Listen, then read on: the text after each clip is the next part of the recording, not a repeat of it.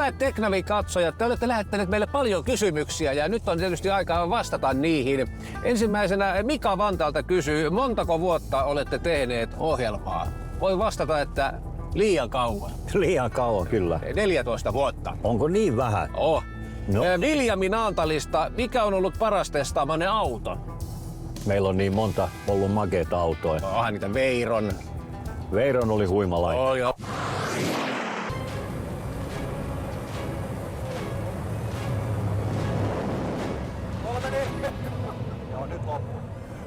Muistatko Formula Offroad, hiekkakuoppa? Se oli elämyksenä kauan. Joo, se on totta muuten. Sitä mä en muista.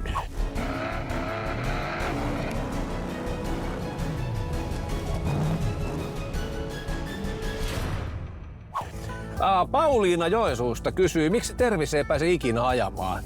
No olehan minä ajanut. Mutta kytkin kerran just nyt, ei kun tänne päin nyt. No niin, nyt täydellinen vaihto. Tässä vähän pelottaa kyllä. Nythän auki. No niin, hyvä. Hyvin vedit, vaikka vähän oli niin kuin suuvinossa. Nautin nyt kerrankin siellä takana. Kyllä. Norbert Haus. Oui. Katsokaa näitä ohjelmia. Niin, katso. Ja Pauli Lapualta, eikö teillä ole koskaan mitään uutta kerrottavaa? Ei ole, eikä tule. No niin, se siitä kirjenurkkauksesta ja sitten seuraavien harrastusten pariin. Ja niitähän löytyy. Seuraava yllättävä siirto, kun kääntää meidät Pirkanmaalta kohti Pohjois-Satakuntaa. Mehän voitaisiin tässä matkan varrella, kun tätä kiirettä tuppaa olemaan, niin käydä vähän kuulostelemassa, miltä näyttää suomalainen moottoriurheiluelämä. Meillä on varmaan vieraita tuolla vähän matkan päässä. No niin, mä oon ymmärtänyt, joo. Eikä niin lievä vieras. No ei todellakaan, hei. Maailma pyssy.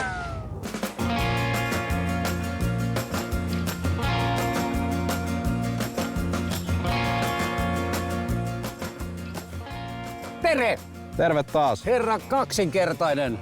Tsekissä nähtiin monta vuotta sitten, niin sä et ollut mestari, mutta nykyään sä oot jo kaksinkertainen. Onneksi olkoon nyt Kiitos. vuosista. Viime kerrasta on hetki taas. Hei, näin on. Kalle Rovanperä. Rallin kaksinkertainen maailmanmestari ja Teknavin kunniavieras jo vuodesta 2012. Onks Rovanperä täällä? On. Markatu kyytiin. Paljon sulla on ikää? 11. Pitää pää kylmänä ja keskittyä siihen, mitä tekee silloin, kun ajaa. Olisit sä koskaan voinut uskoa, että oikeesti työskentelet rallikuljettajana? No kyllähän mä se pystyy silloin uskomaan ja toivoa ainakin, niin se on hyvä, että ollaan tässä. Se on uskottavaa, niin. Niin ja se on. Joo, silloin se tapahtuu. Juuri näin.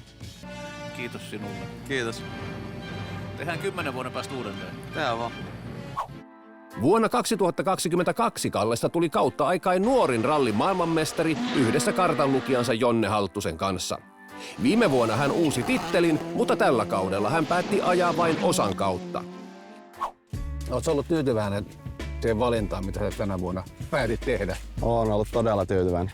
Kyllä mä oon huomannut, että on jäänyt aikaa tehdä kaikkia asioita, mitä on halunnut ja sitten on myös aika paljon mieli levännyt eri lailla ja keho ja kaikki niin kuin ylipäätään semmonen parempi olla niin sanotusti. No joo, jos puhutaan jotain vielä ensi vuodesta, niin mitä sä vielä niin nuo rallipolut kiinnostaa? Ja ihan täyspäiväisesti. No kyllähän ne kiinnostaa, että se on ollut koko ajan sovittu, että ensi vuonna ajetaan. No niin. Ajetaan Ajat se koko kauden vai? Täyssarja. Niin Okei. Sillä kaavalla mennään. Joo, sillä kaavalla mennään edelleen. Ihan oikein hienoa. Kallen lahjakkuus on tullut tutuksi muissakin moottoriurheilulajeissa. Tänä vuonna menestystä on tullut Porsche Carrera Cupin Benelux-sarjassa. Ja sitten se Kallen pitkäaikainen harrastus, drifting.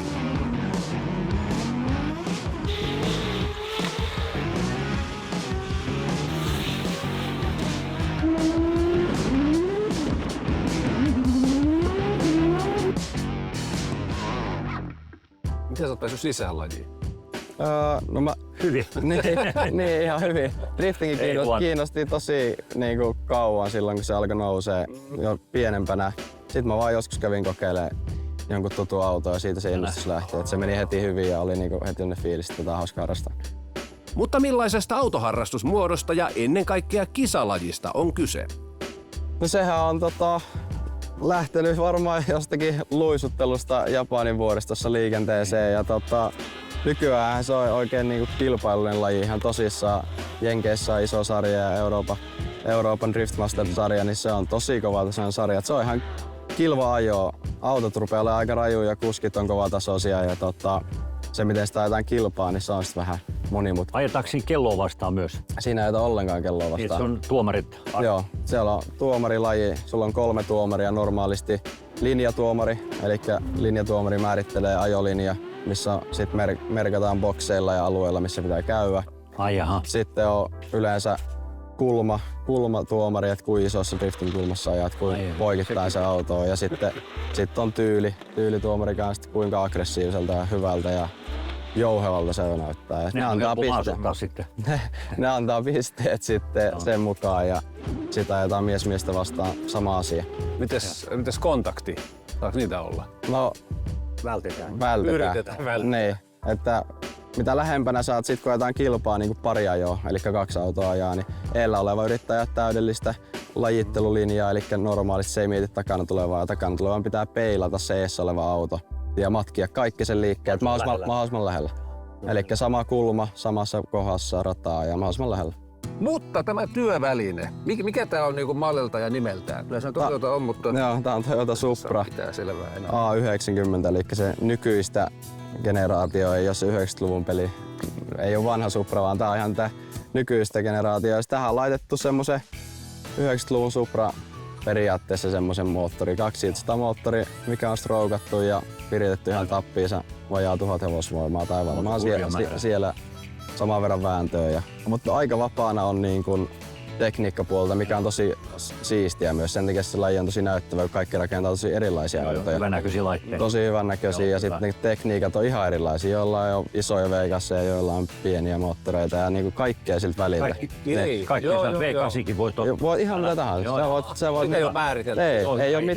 ei ole maksimitehoa ja ei ole mitään tommosia. Kaikki voit tehdä. Tosi mielenkiintoisia autoja.